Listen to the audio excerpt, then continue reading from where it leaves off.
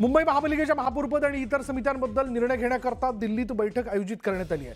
थोड्याच वेळात महाराष्ट्र सदनात बैठक होण्याची शक्यता आहे आणि या बैठकीला अमित साटम आणि राहुल शेवाळे उपस्थित राहणार आहेत. या बैठकीत महापौरपदाबरोबरच पालिकेच्या इतर समित्यांच्या जागा वाटपावर निर्णय होऊ शकतो. महापौर नेमका कोणाचा होणार, तो भाजपचा होतोय की शिवसेना शिंदे पक्षाचा होतोय, यावरती देखील चर्चा केली जाईल. असे कयास बांधले जात आहेत किंवा राजकीय विश्लेषकांनी तसे अंदाज व्यक्त केलेले आहेत की महापौर पद हे कदाचित शिवसेना शिंदे पक्षाला दिलं जाऊ शकतं. पण भाजपचा देखील पहिल्यांदाच महापौर हा मुंबई महापालिकेवरती यंदा होऊ शकतो. त्या दृष्टीने देखील महत्त्वाच्या नेत्यांमध्ये चर्चा होईल.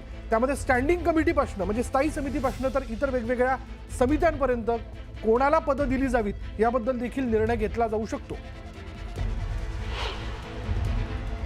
आम्ही भेटणार जरूर आहोत, परंतु ती भेट आमची ही गटस्थापना, गटाचं रजिस्ट्रेशन, पक्षाची बैठक, गटनेत्याची निवड आणि अशा सगळ्या तांत्रिक बाबींकरता, तांत्रिक गोष्टींकरता आम्ही आज जरूर भेटणार आहोत. राहुल शेवाळे दिल्लीत गेलेले. मी तुम्हाला कालच म्हणालो ना की दिल्लीतून चाव्या मारल्या जातात म्हणून. तुम्ही ऐकलं असेल की मी असं म्हणालो की मुंबईचा महापौर कोणी दिल्लीतून ठरवलं जाईल. हे आतापर्यंत इतिहासात घडलं नव्हतं. म्हणजे दिल्लीचा मुंबईचा महापौर ठरवण्यासाठी शिंदे गटाच्या नेत्यांना किंवा पुढाऱ्यांना जाऊन अमित शहाच्या पायाशी बसावं लागतंय. मी वारंवार सांगतोय, महापौर मुंबईचा आहे, महाराष्ट्राचा आहे आणि शिंदे आणि त्यांच्या लोकांना दिल्लीत चक्रा माराव्या लागत आहेत. हाच महाराष्ट्राचा अपमान. मुंबई महापालिकेमध्ये महायुतीला बहुमत मिळालं, पण त्यानंतरही महापौर कोण बनणार यावरनं पेच सुरू आहे.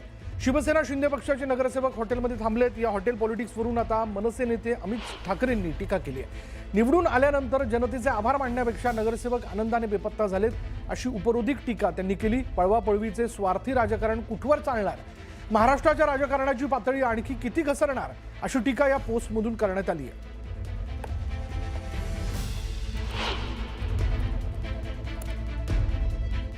माझी अमितजी ठाकरे यांना एवढीच विनंती आहे की आपण इतर पक्ष काय करतात याच्यावर लक्ष ठेवण्यापेक्षा आपला पक्ष वाढवण्याबद्दल जर का थोडंशी जास्त लक्ष ठेवलं तर मुंबईमध्ये आपल्याला डबल डिजिटमध्ये नगरसेवक निवडून आले असते.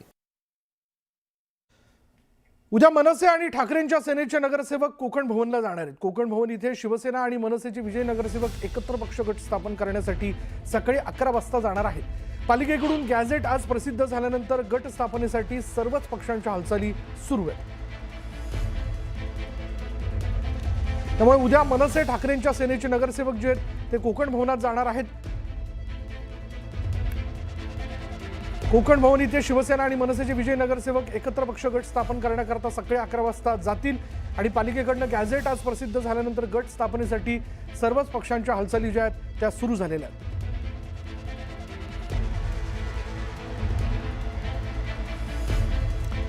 मुंबईचा महापौर 30 जानेवारीला शपथ घेण्याची शक्यता आहे. दिल्लीतील अनौपचारिक गप्पांमध्ये भाजप नेत्यानं ही माहिती दिल्याचं सूत्रांनी सांगितलंय. 22 जानेवारीला महापौर पदाची सोडत जाहीर होईल आणि त्यानंतर आठवड्याभरात नवीन महापौराची निवड करण्यात येईल.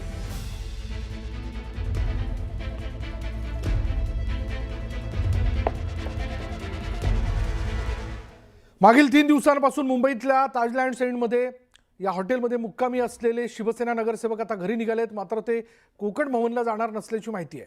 मुंबई महापालिकेवर आपला महापौर व्हावा यासाठी शिवसेनेकडून दबाव टाकला जात असल्याची चर्चा आहे.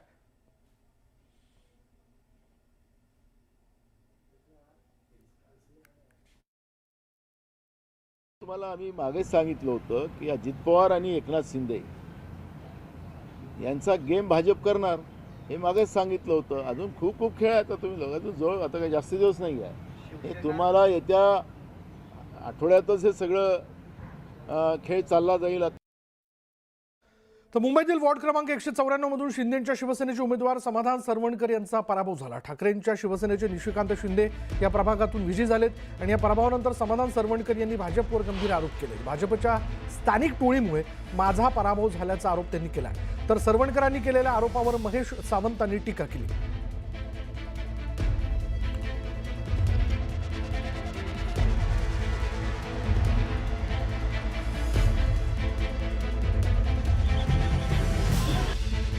विशिष्ट एक टोळी होती ज्या वेळेला भाजपची, जी लोकसभेपासनं महायुतीला या परिसरामध्ये कसं हरवता येईल ह्यासाठी काम करणारी ही जी काही टोळी आहे त्यांनीच या कॉर्पोरेशनच्या निवडणुकीमध्ये त्याच प्रकारे ह्या वेळेला काम केलं.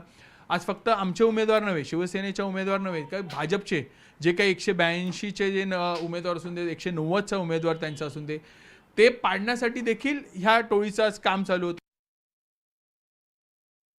याबद्दल स्थानिक पातळीवर निश्चित काही अशा पद्धतीनं कोणी काही केलं असेल तर निश्चित त्याचा तपास केला जाईल, चौकशी होईल.